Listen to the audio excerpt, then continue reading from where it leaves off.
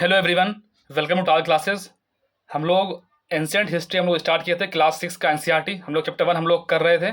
हम लोग इसमें कुछ कुछ हम लोग इसमें चीज़ें हम लोग कर चुके थे, आगे बढ़ चुके थे इसमें हम लोग। चलिए हम लोग देखते हैं, जहाँ तक हम लोगों ने कंप्लीट किया उसके आगे हम लोग अब स्टार्ट करेंगे। ठीक है। Name of the land. Two of the words we often use for our country are India and Bharat. ठीक है। तो आप मुझे बता सकते हैं कि कौन से आर्टिकल में लिखा हुआ है इंडिया डैट इज भारत? अभी बहुत ज़्यादा कंट्रोवर्सी में था ये। ठीक है। The word India comes from the Indus. जो इंडिया आया, ये वर्ड कहाँ से आया है? इंडस से आया है। कॉल जिसको हम सिंधु बोला जाता है in Sanskrit. Find Iran and Greek in your atlas. ठीक है, ये आपको फाइंड आउट करना पड़ेगा। ठीक है। The Iranian and the Greek वो came through the north west about 2500 year ago and were familiar with the Indus. ये क्या, ये जो रीजन है ना, ये पूरा रीजन यहाँ पर, ये आपको नॉर्थ वेस्ट फ्रंटियर, ये वाला पूरा रीजन है। ठीक है।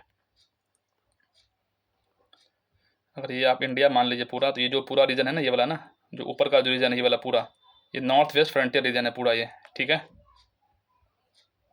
बढ़ते आगे। North west about the 2500 year ago and were familiar with the Indus. यहाँ से क्या, एक कौन सी रिवर यहाँ से मतलब बहती है पता है आपको ना? एक जो, अगर ये इंडिया पूरा है, अगर इस तरीके से, अगर एक रिवर यहाँ से आती है इंडस। ठीक है ना, तो वो लोग फैमिली किससे थे? इंडस से।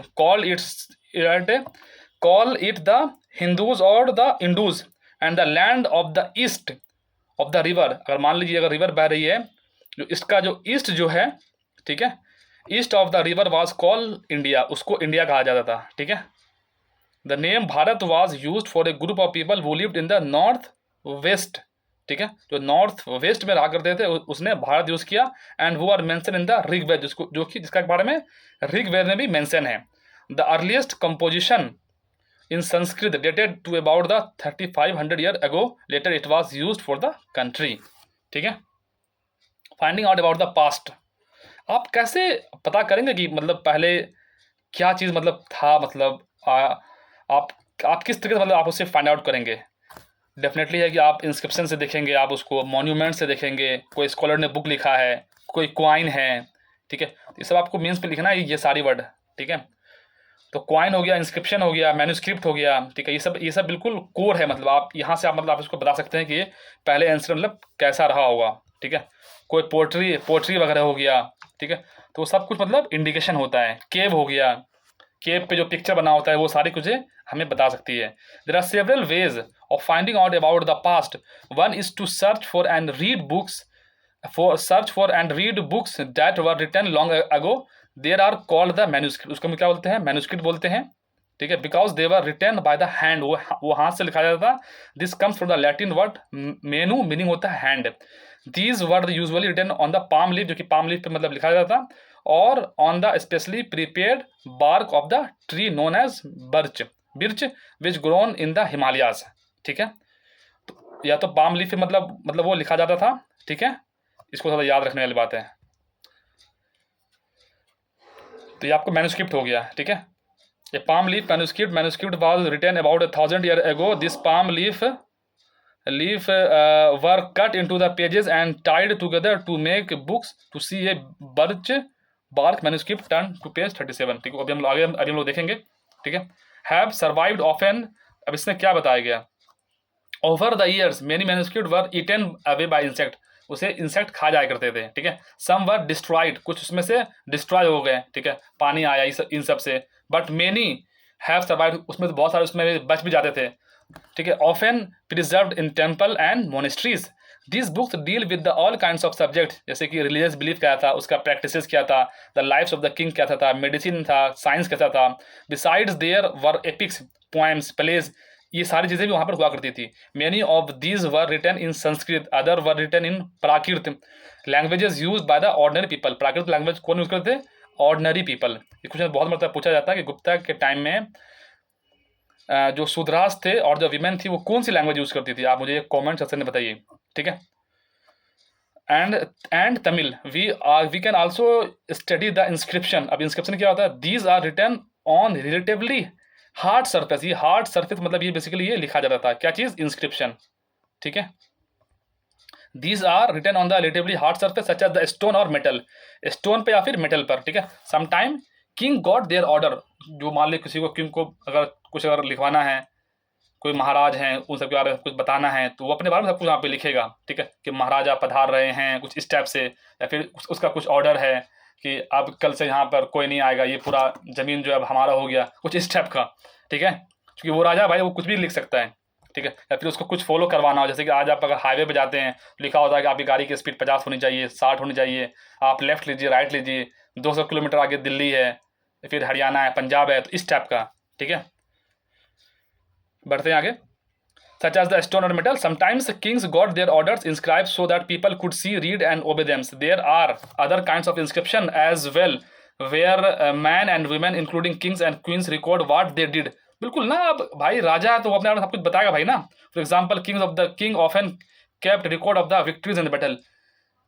जीत हमेशा वो याद रखा जाता है, ठीक है, उससे बहुत ज़्यादा बढ़ा चढ़ा के उसको बताया जाता है कि हम जीते हैं इस टेरिटरी को, ताकि वहाँ की जो प्रजा है उसमें एक एनर्जी रहे, इंतुजियाज्म रहे, कॉन्फिडेंस रहे कि हमारा राजा ये बहुत महान है, ये इस टेरिटरी को विन कर लिए हैं। उससे बड़ा बड़ा सेरेमनी होता था, आप देखेंगे उस टाइप का, ठीक है। Can you think of the advantage of the writing on a hard surface? बिल्कुल यार, ये तो बहुत बेसिक क्वेश्चन है, वो लॉन्ग टर्म तक चलेगा। जैसे कि मैन्युस्क्रिप्ट के केस में क्या हो जा रहा था, जो हाथ से जो मैन्युस्क्रिप्ट जो लिखा जा रहा था उसको चूहा काट दे रहा था, या फिर उसमें पानी से वो सर गल जा रहा था, ठीक है। लेकिन ये इसमें बहुत सालों तक चलेगा ये, चूँकि ये हार्ड मेटल पे लिखा हुआ है, स्टोन पे लिखा हुआ है।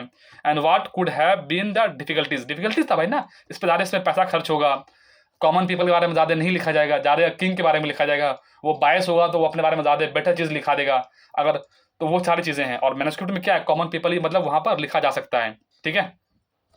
there were many other things that were made and used in the past.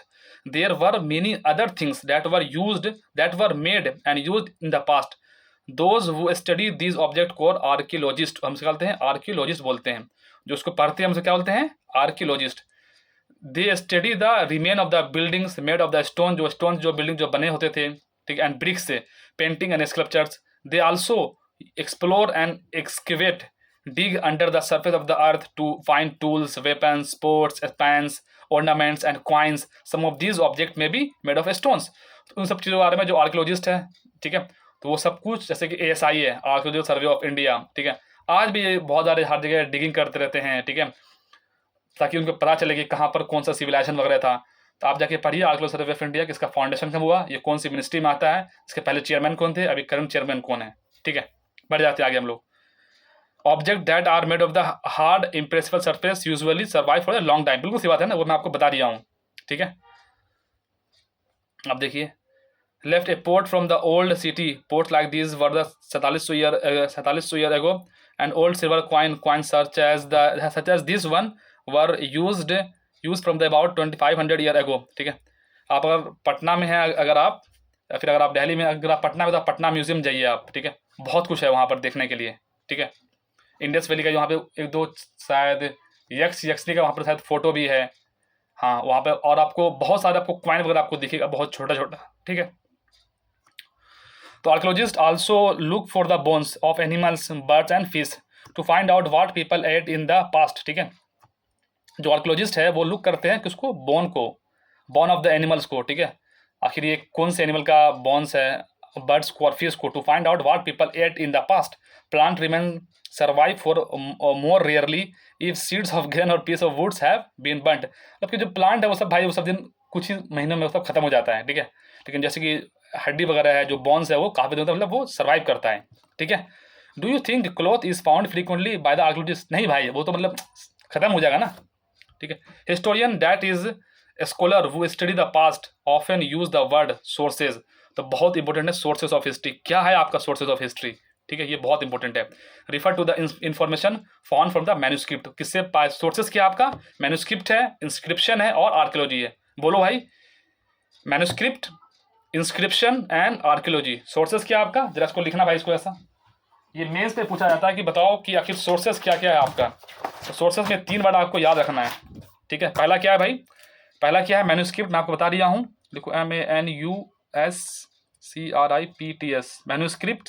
दूसरा क्या है, इंस्क्रिप्शन। तीसरा क्या है, आर्कियोलॉजी, ठीक है। आर्कियोलॉजी में हमने पूरा देख लिया कैसे कैसे क्या क्या हो रहा है, ठीक है। One source one source are found, जैसे सोर्स अगर पता चल गया, learning about the past become an adventures, ठीक है, एडवेंचर, हमें बहुत ज़्यादा मजा आने लगता है। एज वी रिकंस्ट्रक्ट, हम रिकंस्ट्रक्ट करते हैं इट बिट बाय बिट, आखिर क्या हुआ होगा क्या होगा। So historian and archaeologicals like the detectives, वो डिटेक्टिव है, वो use all these sources like the clues to find out about the past. ठीक है, आगे बढ़ते हैं। और क्या भाई, वन पास्ट और मेनी पास्ट, एक पास्ट है फिर मेनी पास्ट है, ये बहुत इंपॉर्टेंट है। जब आप बुक का जब आप टाइटल देखेंगे वहाँ पर लिखा हुआ है पास्ट, आवर पास्ट, ठीक है, बहुत सारे पास्ट है। Did you notice the title of this book our past, we have used the word past in plural to draw the attention to the fact that the past was different for different group of people. बिल्कुल सही बात है भाई, राजा के लिए कुछ और चीज़ है, वहाँ की जो प्रजा है उसके लिए कुछ और चीज़ है। For example the lives of herders and farmers were different from those Kings और क्वीन। बिल्कुल सही बात है, जो फार्मर है, जो हर्डर्स, उसके लिए भाई 2 टाइम का खाना है कहीं उसको इंतजाम करना पड़ रहा होगा, और किंग और क्वीन के लिए क्या है, उसको बैटल जीतना है। ठीक है, the lives of merchant were different from those of the craft person. बिल्कुल सही बात है, and so on also as a true, ये इवन टुडे भी ये भी चीज़ बहुत इंपॉर्टेंट है कि आज के डेट में ये डिफरेंट है। ठीक है, आप अगर एक ही ट्रेन में अगर आप जा रहे हैं, अगर आप एक ट्रेन मान लीजिए आप अगर आप एक ही ट्रेन में जा रहे हैं, उसमें क्या है, एक फर्स्ट एसी है, एक सेकेंड एसी है, एक थर्ड एसी है, और क्या एक स्लीपर है, और एक क्या आपको लोकल है।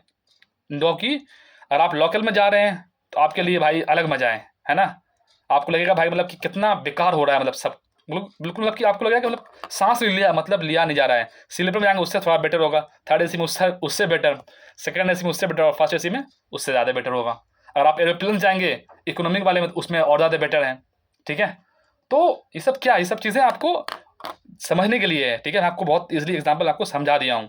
ठीक है, और जब मान लीजिए कोई अगर दिल्ली से पटना में जो एक खुलती है संपूर्ण, आई थिंक शायद संपूर्ण क्रांति है ना, हाँ, वो दिल्ली से पटना तक खुलती है 5 बज के समय, और वो जो सुबह वहाँ पहुँचेगी 6:30 बजे, आप उनसे पूछिएगा जो फर्स्ट एसी में, वो बोलेंगे बहुत मज़े में आए हैं, और जो बेचारे जो लोकल में आए हैं उनसे पूछिएगा, बोले भाई बहुत सजे में आए हैं, बहुत सजा हुआ है। ठीक है, जैसे उनको सांस लेने का मतलब वहाँ पर जगह नहीं रहता है। आप कभी जाइए, आपको अगर पढ़ने का मूड ना करे तो आप वहाँ पर जाकर एक दफ़ा देखिए लोग कैसे जा रहे हैं। ठीक है, बढ़ते हैं आगे।